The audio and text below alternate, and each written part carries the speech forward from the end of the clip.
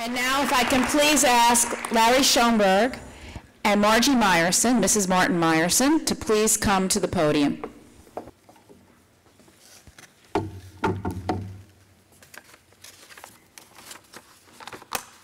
Good evening. I have known, I have known Larry for 20 years. I've been listening to him and interacting with him on the Library Board of Overseers. Larry was on the original board, and Martin and I were ex officio.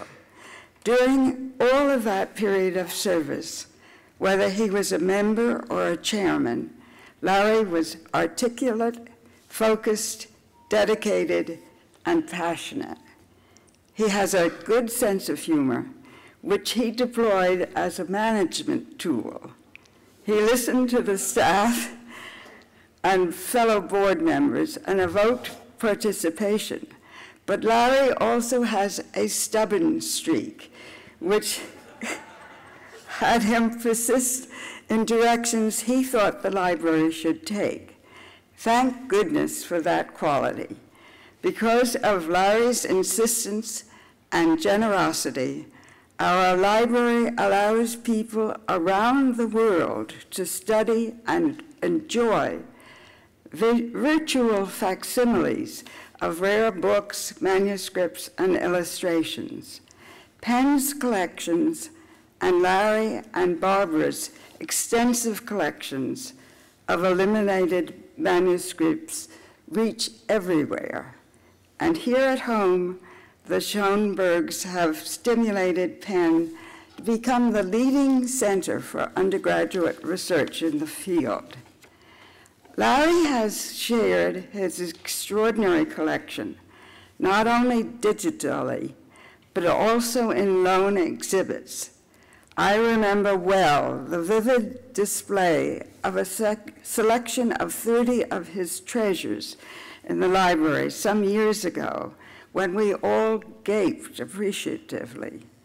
I believe he will reveal more special items at an alumni gathering in Florida in the new year, so all of us will have an incentive to go south. Now, because I have been instructed to be brief, I have an incentive to read part of the citation of the Award of Merit. As a member of the Board of Overseers of the Penn Libraries, where you serve as chairman and now are emeritus, you have presided over more than 20 years of the library's growth and transformation. Your impact results from your expertise in both modern electronics and medieval manuscripts, and in the spark you ignited between them. Now, as your remarkable Penn narrative continues, we add an important footnote by proudly presenting you with the 2009 Alumni Award of Merit.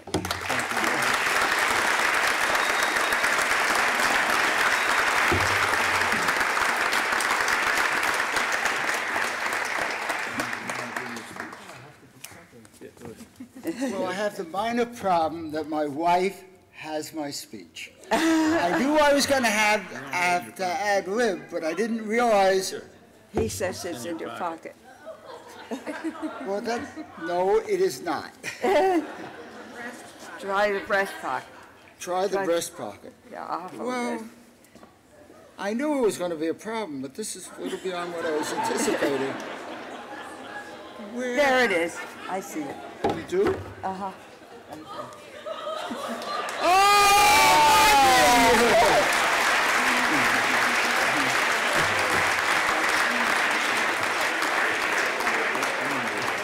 I know that makes it a good show, but what the heck? Right here. Who was it who was telling me? Oh, I know. I went to visit last week my secretary of umpteen years, and she told my wife the many times that I had left and could not find my wallet, or my passport or most anything. So I guess I have a reputation to live up to, and I've just achieved it. So now I'll at least make a few remarks. It is a true pleasure to be here tonight with all of you, and certainly a great pleasure to talk about how I got involved and with the library and what I thought about what I was trying to do at the time that I did it. When I got involved, the library had not done any kind of digitization of materials at all, and since I came from a long computer background, it was a natural for me to attempt to reach out and help the school digitize their materials. And that's what I did. I understood the impact of technology and knowledge on the way that we could all communicate that kind of knowledge to younger people, or everybody, really, since everybody's younger now. I saw the technology that could make Penn's collections of rare books and manuscripts available to scholars not only at Penn, but around the world. I also saw that at that time, Penn had some natural advantages that didn't accrue to other schools, and that was it had a long history of open stacks. I remember very well falling asleep in the stacks for many times. I might have been studying, I might not have been, but I slept anyway. It served me well now because now I actually can nap. I could never nap in those years. Now I'm very good at it. So maybe I was napping when I stood up here, I don't know.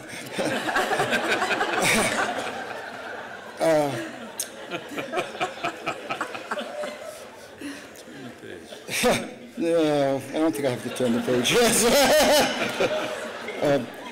I also saw that, as I said, it had natural advantages, but I must admit at the time I wondered about whether or not it was possible in an area where it's pretty, I mean, it's not only a pretty minor, I wouldn't say minor, but a pretty specific area of the university, but is not one that I would have associated with Penn being a leader in. So that when I said that I thought that Penn could do something, besides the open stack policy, there was a few other strengths that the university had that was not necessarily rare, but were not common.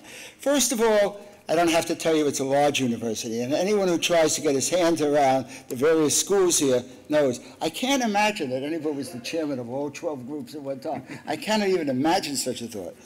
But I recognize that it was really possible because it was large enough and diverse enough to have the resources to effect change. But the question remained in my mind, what was the likelihood that I could affect the kind of change I envisioned? Now, I suppose it takes a very big ego to think about affecting change on this kind of scale at a university, but I guess I had that. And so I tried very hard to think about how I could do it. And I tried several approaches over the years. I tried, well, I don't even remember quite what the first one was, but I basically tried to encourage the faculty to use materials and to get new materials that they could use. And it took a while for me to realize that the only way to achieve that goal was to incorporate the faculty into my plans, because they're a pretty strong group of people, and it's not very easy to get them to change anything they're doing.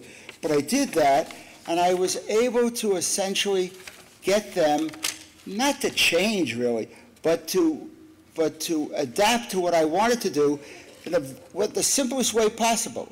I agreed to give them money.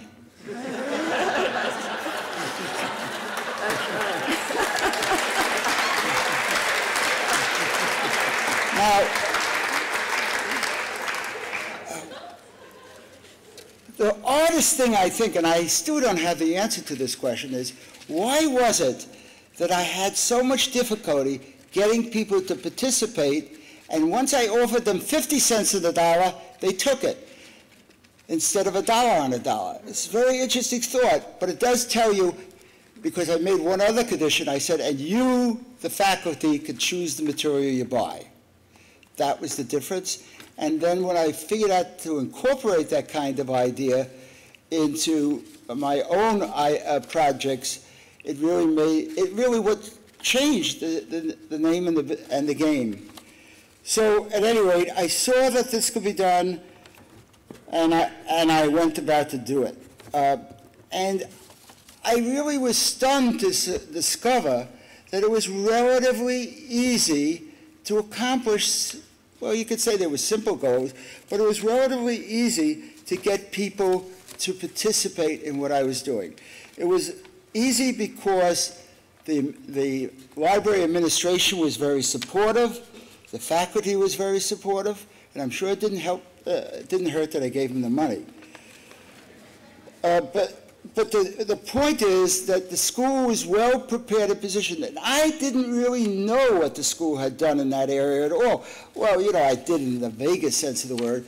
And only afterwards did I start to recognize that the school had already progressed pretty far along the lines in those areas.